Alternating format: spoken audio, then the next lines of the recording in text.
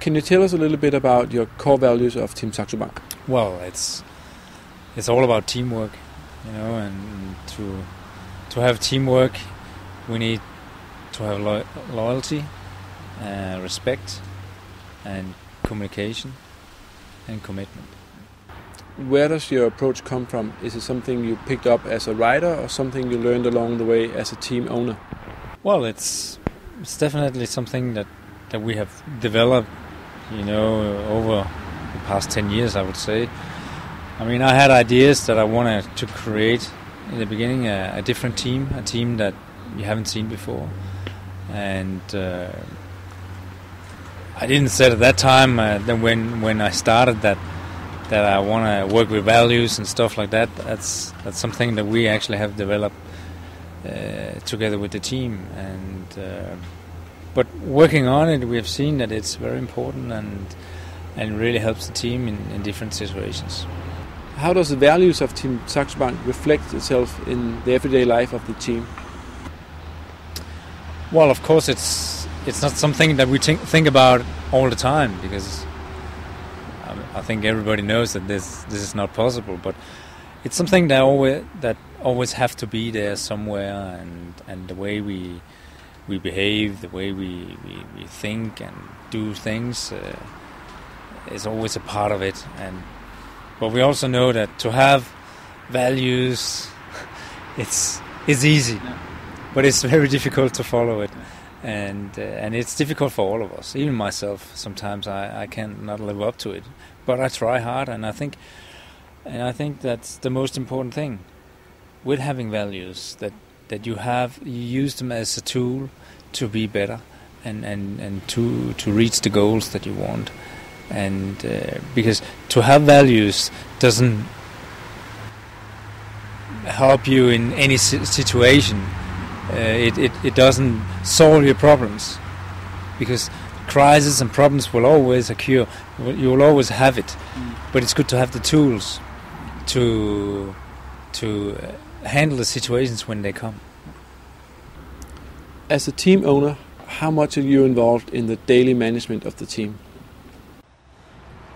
Well, I think I work into details in most aspects of the team, but then again, it's my job to create a group of people, a management group who can run my ideas and let them run it, And once in a while, I'm there and I change things if I have to change things, or support or whatever. I think this is a leader's role, to have the global overview of the company and the team, but not sitting in the smallest detail every single day. But sometimes I have to go into a small detail to show what I actually want, and then let my people do it.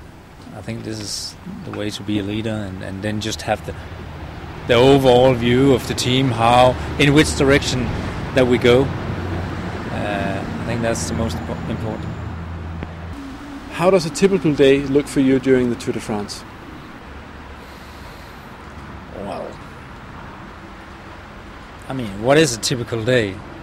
Your typical day can change in a second, so you have to be prepared for anything, So, well, we know what we have to do, and we know that the start is at 10 o'clock or 12 o'clock or 1 or whatever. We know that this is the parcours. We know there's concurrence, but we don't know how good they will be and their tactic will be. So I think you have to be ready for what you can be ready for, and then be able to adapt to the situation. And because there's no day that you can expect being as yesterday. You just have to be ready. How do you prepare the riders and get them in the right spirit before a stage? Well, we have our meeting in the bus before the start, and this is a briefing. There's a practical briefing in it of what is the stage, the difficulties in the stage, and the weather, the wind, and stuff like that. And then we have the more, the more mental part of it. Actually, what is the tactic? What do we expect of each rider in that day? You know, it's a calm day. It's going to be a stressful day. It's going to be prepared for things and then make plans. And often we have like different plans. You know, we can have one plan A, but we need to have plan B and C also, and motivate them and coach them if they need to, and so they are mental ready. We expect them to be physical ready, you know, but mental, and I think it's important that they are good motivated. They feel when they step out of the bus that they are a team, and they know exactly what they have to do that day. You know, I think that's very important that each one of them has a role that day. What are the most important ingredients when you lay out the tactics for the day? I think everything is important. Every aspect has an influence of the basic tactic of a day. Of course, we work around the tactic. Of course, when we see the parkour, okay, today is a mountain stage, or today is just a flat stage, you know, and to be well prepared of what are we actually going to do. Are we going to go out and kick some butt today, or are we just trying to survive, or are we just taking it easy? Is it going to be a sprint day or whatever? You know, it's so. Of course, the parkour is important if it's mountains or not, you know, and because mostly the mountains are going to decide the big thing, especially when you have a team like ours, like we have guys for the top classement. You know. When a stage unfolds, how much of it is planned from you and Kim Andersen in the sports director's car, and how much is led up to the riders themselves? I think it's a natural mix and a good mix. I mean, there's a reason why we sit in the car and follow. It's not just to bring bottles to the guys, you know.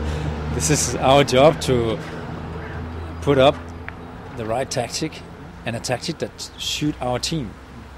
And the better we know our riders, what they can actually do, how can we use them, the better the tactic can be and more precise it can be. The better we are in analyzing the other teams, the other riders on the other teams, the more possibilities do we have, you know. So I mean, we're not just travel agents. I mean, driving the car. I mean, we are there to watch the race, to analyze and give the best input to our team and get the best out of our team. You tried riding up Champs-Élysées, both as a winner, as a rider, and as a team owner. Can you tell us about those two experiences? Well, when you reach Paris, I would say if you win or you get second or whatever, you're just happy. You know, happy to finish and to be able to go on Champs-Élysées, which is just beautiful. A lot of people and you're mostly very satisfied after 3 weeks hard work. So everybody will be happy, and it's a very special atmosphere. But of course, as a winner, it is special. You know, there's only one winner, and to be able to do that as a rider, it's maybe the maximum you can do as a bike rider, you know. As a team leader, team owner, yeah, you're just satisfied, you know. It's great. It's what you work for, you know. It is the best that can happen to your team. Are you proud? Of course I am. What are the most important skills for you as a team owner? But I think my strength is to have an overall view of the team, to know my team, and to know actually what I can, with the material I have in my hands, how to use that, you know. I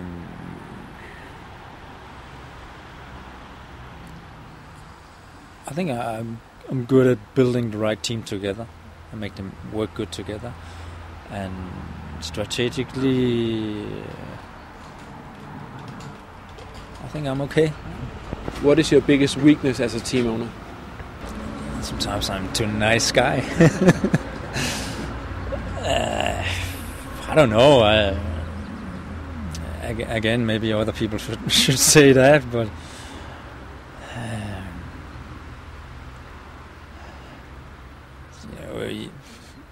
I think as many other persons, you want to please everybody, and that's difficult. I have no problems in taking decisions and difficult decisions because I know it's my job. So I don't think actually it's a weakness. But again, you want to be nice to everybody, and sometimes it's not always possible. Last question. Are we going to win this year in Tour de France? Yeah, I think we have a good chance. But you also know that winning on that level is not easy. We will be among the best, no doubt about that.